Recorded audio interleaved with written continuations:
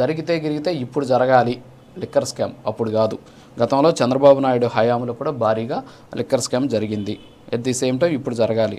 కొన్ని చోట్ల జనసేనకు సంబంధించినటువంటి నాయకులు, టీడీపీకి సంబంధించిన నాయకులు ఈ షాపుల్ని వంతులు వేసుకొని తీసుకొని ప్రస్తుతానికి నడిపిస్తూ ఉన్నారు. ఇష్టానుసారం ఒక కుటీర పరిశ్రమలకు ఏర్పాటు చేసుకొని నకిలీ మద్యాన్ని అమ్ముతున్నారు అనేది వారి వర్షన్. ఏమంటారు? రాజు గారు, ముందుగా మీకు నాతోటి ప్యానల్ ప్రేమైన వీక్షకులకు శుభోదయం. రాజు గారు ఎలా మాట్లాడారంటే, ఆయన నవీన్ పోలిశెట్టిది ఒక డైలాగ్ ఒకటి ఉంటుంది. సార్ ఈ బుక్ చదివారంటే మీ పిల్లలు సార్ 90 to 100 వెళ్ళిపోతారు సార్, ఇంకోటి సార్ అనే విధంగా చాలా ఫాస్ట్ గా చాలా బాగా మాట్లాడాను అనుకుంటున్నాను. కానీ నేను చెప్తానంటే, అలా మాట్లాడంటే మరి వైసీపీ ప్రభుత్వం పరిస్థితి లేదు, ఆయన పార్టీ పరిస్థితి ఎందుకు ఉంటుంది. ఇది ఏదైతే మద్యం మీద కొత్త పాలసీ తీసుకొస్తాము, మద్యం మీద ఎక్కువ రేట్లు పెట్టడం వల్ల తగ్గించేస్తాము, మద్యం అందుబాటులో లేకుండా చేసేస్తాం, సంపూర్ణ మద్య నిషేధం చేసేస్తాం ఇంకొకటి అని చెప్పి స్టార్ట్ చేసి, అసలు పూర్తిగా మద్యం షాపులు అన్నింటినీ బెదిరించో ఇంకొక విధంగా తీసుకుని మోహన్ రెడ్డి గారు మధ్య మధ్యలో కొన్ని నిజాలు అబద్ధాలతో కలిపి చెప్పారు. అట్లేంటంటే ఐ థింక్ నంద్యాల దగ్గర ఒక ఆగ్రో బేస్ మీద ఉన్న దాన్ని వీళ్ళు పేరు మార్చి కొనుక్కొని చేశారు. రాయలసీమ కాబట్టి ఐడియా ఉంది. ఇట్లా చాలా చాలా వాటిని ముందు వాళ్ళందరినీ బెదిరించి తీసుకొని మ్యానుఫ్యాక్చరింగ్ అంటే కొన్ని చాలా మనం అనుకుంటున్నాం, కానీ చాలా వరకు మ్యానుఫ్యాక్చరింగ్ కూడా ఇక్కడ జరగలేదు. ఏదైతే చైనా నుంచి స్పిరిట్ ని ఇంపోర్ట్ చేశారు. ప్లస్ ఇదేంటంటే మన రాష్ట్రం వరకే కూడా కాదు, వీళ్ళ దందా ఏంటంటే యాక్చువల్ గా నేషనల్ లెవెల్లో చేశారు. చాలా చూసాం, ఢిల్లీ, తెలంగాణ ఇటన్నీ. 3,500 కోట్లని యాక్చువల్ గా సిఐడి సిటీ విచారణ జరుగుతుంది. ఏదో సంవత్సరానికి 50 కోట్లని చాలా చిన్నదిగా ఉంటుంది. అసలు మనం పూర్తిగా ఒక ట్రాప్ లో ఏదైతే జగన్మోహన్ రెడ్డి గారు, సాయి రెడ్డి గారు కలిసి వేసిన ట్రాప్ లో మనం అందరం డిస్కషన్ చేసుకుంటున్నాం అనేది నా ఉద్దేశం. రాజు గారు, ఎందుకు మాట అంటున్నానంటే, మద్యం ఆదాయమే దాదాపుగా జగన్మోహన్ రెడ్డి గారు చూపించిన 42,000 చిల్లర కోట్లు, 44,000 చిల్లర కోట్లు, 45,000 చిల్లర కోట్లు అని లాస్ట్ 3 years ఆయన దిగిపోయే ముందు 3 years లెక్కలు తీస్తున్నది అర్థం అవుతుంది. అంటే ఇంత ఎంత పెద్ద బిజినెస్ ఇది, దీంట్లో ఎంత అవినీతి జరుగుంటది. ఇవన్నీ అంటే జగన్మోహన్ రెడ్డి గారు మనం మద్యం అనే కాదు మిగిలిన అన్నింటిలో కూడా ఆయన ఏంటంటే సెంట్రలైజ్డ్ కరప్షన్ తీసుకొచ్చారు. ఇసుక సెంట్రలైజ్డ్ కరప్షన్ తీసుకొచ్చారు, మద్యం సెంట్రల్, ఇట్లా ఏదైతే ఒక కొత్త ట్రెండ్ తీసుకొచ్చారు కాబట్టి ఆయన ఒకసారిగా 151 నుంచి 11కి వెళ్ళిపోయారు. ఇవన్నిటిని మర్చిపోయి ఏదో ఏం జరగనట్టు మేము శుద్ధపూసలు అని మాట్లాడడం అనేది కరెక్ట్ కాదు కదా. శుద్ధపూసలు అయితే అట్టెందుకు పడిపోతారు, ఇవన్నీ జనాలకు తెలియదులే, సోషల్ మీడియాలో జనాలు చూడలే, ఇంకొకటి అనుకుంటే ఎట్లా.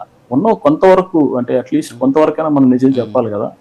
ఏదైతే రాజు గారు మద్యం అనేది పెద్ద కుంభకోణం, పెద్ద ఆదాయం సోర్స్ కాబట్టి ఆయన సెంట్రలైజ్డ్ గా చేశారు. మరి ఎందుకు ఆన్లైన్ ట్రాన్సాక్షన్ చేయలేదు? మరి ఆన్లైన్ ట్రాన్సాక్షన్స్ ఇప్పుడు వచ్చిన గవర్నమెంట్ చేస్తుంది కదా, 50 నుంచి 65% ఆన్లైన్ ట్రాన్సాక్షన్ జరుగుతుంది. అసలు కంప్లీట్ గా ఎందుకు క్యాష్ తీసుకోవాల్సి వచ్చింది, వాటిని ఎందుకు గోల్డ్ గా మార్చాల్సి వచ్చింది, మళ్ళీ ఎందుకు విదేశాల నుంచి తిరిగి మళ్ళీ డబ్బు ఎందుకు తీసుకురావాల్సి వచ్చింది?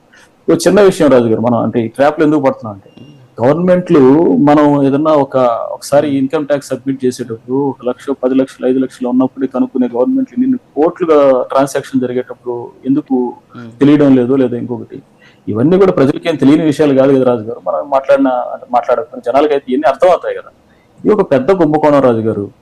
ఆయన నేషనల్ లెవెల్లో తెరతీశారు. సరే, అంటే జగన్మోహన్ రెడ్డి గారికి నేరుగా ప్రత్యక్షంగా ఆయన మద్యం తయారు చేసి ఆయన బాట్లింగ్ చేసి ఆయన అమ్మినాడు అనడం లేదు. అంటే గవర్నమెంట్ లో ముఖ్యమంత్రిగా ఉన్నప్పుడు ఇంత పెద్ద స్కామ్ జరిగేటప్పుడు ఆయనకి తెలియకుండా జరుగుతుందా, లేదా ఆయనకి ఏదో మేలు జరగకుండా జరగనిస్తారా? ఇవన్నీ ప్రజలకు తెలియదా సాయి గారు, రాజు గారు? అట్లేం లేదు.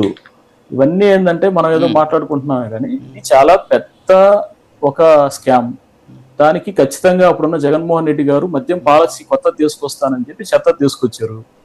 ఇంకా ఆయన మళ్ళీ లేదు ఇంకొకటి అని అంటే ఖచ్చితంగా దాంట్లో అరెస్టులు అవుతాయి. చాలా విషయాలు ఉన్నాయి, టీటీడీ నీ విషయంలో కానీ మద్యం విషయంలో కానీ చేసిందంతా దరిద్రమే రాష్ట్రానికి. ఇంకా అలాంటప్పుడు మళ్ళీ తిరిగి మళ్ళీ ఇవన్నీ మాట్లాడడం అనేది అంటే మనం ఏదో ఫాస్ట్ గా మాట్లాడేస్తే జనాలకి నిజాలు తెలియదు అనుకోవడం అనేది కరెక్ట్ కాదనేది నా ఉద్దేశం.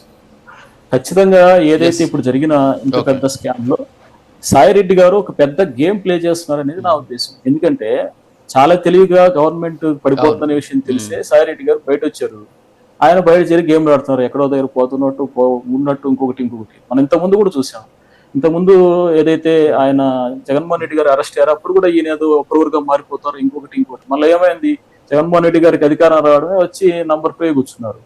సో కాబట్టి సాయి గారు ఈ స్కిట్లు వేస్తున్నారు తప్పితే దీనివల్ల ఎటువంటి అంటే ఆయన ఏదో దీనిలో బీజేపీలోకి వచ్చేస్తారని లేదా వేరే పార్టీలోకి వచ్చేస్తారనో ఇంకో దాంట్లోనో ఎంపీ, ఇవన్నీ ఉత్తి మాటలు రాజు గారు. ఆయన ఖచ్చితంగా ఏంటంటే చాలా బాగా జగన్మోహన్ రెడ్డి గారు ఆయన కలిసి ఒక స్కిట్ ప్లే చేస్తున్నారు, అందరినీ డైవర్ట్ చేస్తున్నారు, వేరు వేరుగా డిస్కషన్ ఇంకొక పక్కకి తీసుకెళ్లిపోతున్నారు.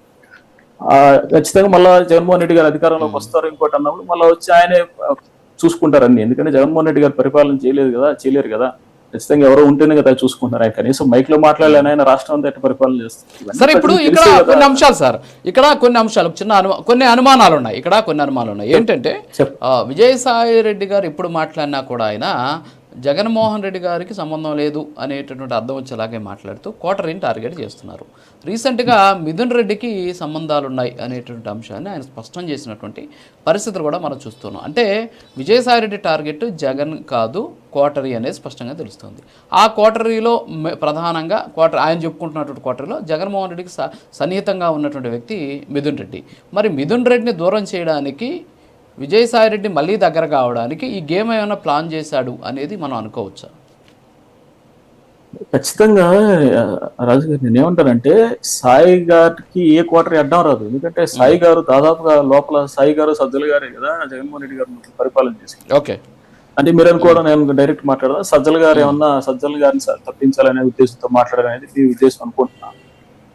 ఒకవేళ అదే నిజమైతే ఆయన ఖచ్చితంగా ఆయనకి మాట్లాడే అవకాశం ఉంటుంది. జగన్మోహన్ రెడ్డి గారితో అంతా ఇన్ని సంవత్సరాల పాటు అంటే ఆయనతో పాటు ఉన్నప్పుడు మాట్లాడే అవకాశం లేకుండా ఉంటుంది. ఈ విషయాలు ఆయన చెప్పకుండా ఉంటాడా?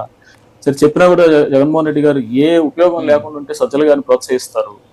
అలా ఏముండదు మనం అనుకుంటాం, కానీ ఇవంతా ఖచ్చితంగా బయట మనల్ని డైవర్ట్ చేయడానికి తప్పితే ఏముండదు రాజు గారు. ఇంకొక విషయం ఏంటంటే ఇంకొంచెం ముందుకెళ్ళి చెప్తాను. జగన్మోహన్ రెడ్డి గారు కూడా ఏం చేశారు, రాయలసీమ ఇప్పుడు ఎవరైతే పెద్దిరెడ్డి గారు మిథున్ రెడ్డి గారు ఉన్నారో వాళ్ళకి ఇచ్చేసారు ఈ 5 డిస్టిక్ల వరకు. అట్లా కోస్తా ఒకరికి ఇచ్చారు, ఇంకొకటి ఒకరికి ఇచ్చారు. ఆయన గమ్మున కూర్చొని పబ్జీ ఆడుతున్నారు. కాబట్టి ఇప్పుడు మిథున్ రెడ్డి గారు చేస్తుంటారంటే అవును, మరి ఇక్కడ ఎలక్షన్ కి అంతా డబ్బు పెట్టినప్పుడు మరి ఆయన ఇలాంటి పెద్దవి చేయకపోతే ఎట్లా ఉంటది? అందువల్ల పెద్ద పెద్ద స్కాములు చేయాలి కదా రాజు గారు.